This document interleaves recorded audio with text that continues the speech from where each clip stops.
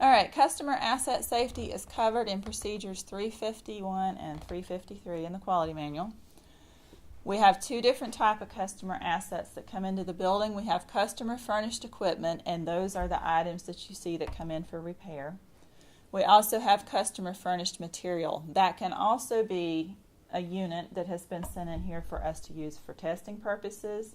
Maybe it's a unit that they can't fix and they're going to let us cannibalize parts or whatever. But customer furnished material is something that we're going to consume during the course of repair. So those are the two different types of customer assets that can be in the building at one time. In order to protect the customer assets, we're going to talk about electrostatic discharge. Electrostatic discharge is something that can destroy electronics very, very quickly.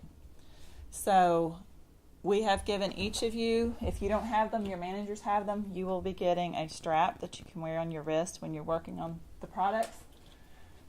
These wrist straps need to be checked daily, and we will show you how to do that. The wrist straps are for all non-energized parts. If you're working on something that's not powered up, you have to definitely have the strap on. If it's powered up and it's under 28 volts, you still need to have the strap on.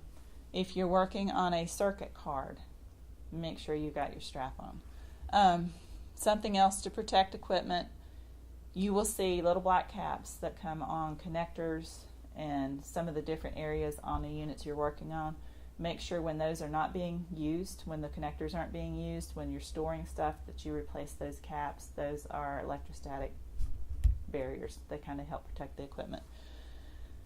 Anytime you're working on a circuit board and you're finished, it must be placed in an ESD bag. Those will come in gray bags. You'll get used to seeing those.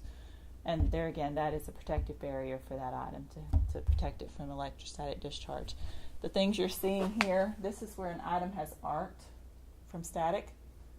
And right here we have a burnt trace. They've kind of blown it up. You can see it.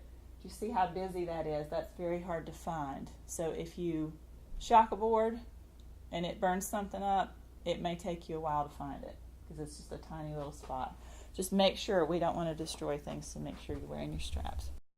Foreign object damage happens when anything is left inside a unit or gets into a unit that can roll around and cause problems. This is covered in Procedure 399.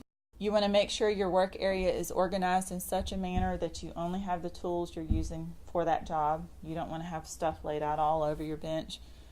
Make sure that you only have the necessary tools for the job and that you only have the hardware and stuff that are with that job that are laying on your bench at the time. We do have individual storage areas when practical for each type of part. So if you've taken something apart and you're waiting on parts from purchasing, we do have the gray bins, the blue bins that you can store everything together in with your little screws and bags or cups or whatever you're using to make sure that those parts don't get into the unit where they're not supposed to be. Keep food and drinks away from work and assembly areas. We don't want those getting inside units. Those are FOD hazards. Do not use compressed air for FOD removal. If you're blowing off the top of a circuit board, you can see where your dirt's going.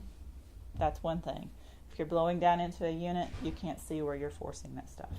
So be aware of that and do not blow stuff down in there that can cause problems.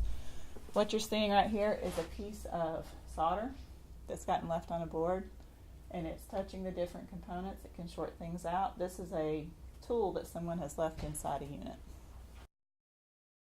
Asset tagging. Items are received and inspected at shipping, so everything that comes in or goes out of the building comes through SUE. The contracts office creates an asset tracking number, we call them barcodes, and a tag for each item.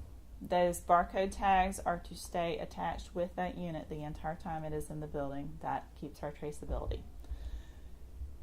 If you have to take things apart and you have several different parts of something, you can also print copies of that tag to lay with the different parts so that we know that those things go together. We don't want things getting separated and we don't know what they go to. All items not fully enclosed, meaning they have a metal casing that goes all the way around the unit, should be in a blue, gray, black bin, if not on the ESD mat. That's just to protect those. Wheeled carts are to be used for transport of repairable items. I know something might be small and you think I can just carry it around the building. Duotech prefers that you put it on a cart and wheel it around so that we don't drop those and break them. Some of those things, even though very, very small, are very expensive. And some of the things are very hard to replace. So just be aware of that. All work done on each item must be logged inside the barcode work log. Silas will show you that. Those are located in the database. Every step in the work log must be addressed, including the inspection points. There will be inspection points that are automatically built into your log. And then the steps are numbered. If repair, typically 1 through 10. Once you hit a step 5 and you repair something, then you have to automatically have a step 6, which is an inspection. If you put conformal coating on something, you have to have a step 8 after your step 7. So make sure that all of those are addressed. Call one of the inspectors for those points. Downstairs, your work log will be numbered a little bit differently, but it has inspection points built in as well. The equipment list and the problem cause must be completed for each product that is repaired. You will see that in the database. Silas will explain that to you. Discard all paperwork not related to the repair.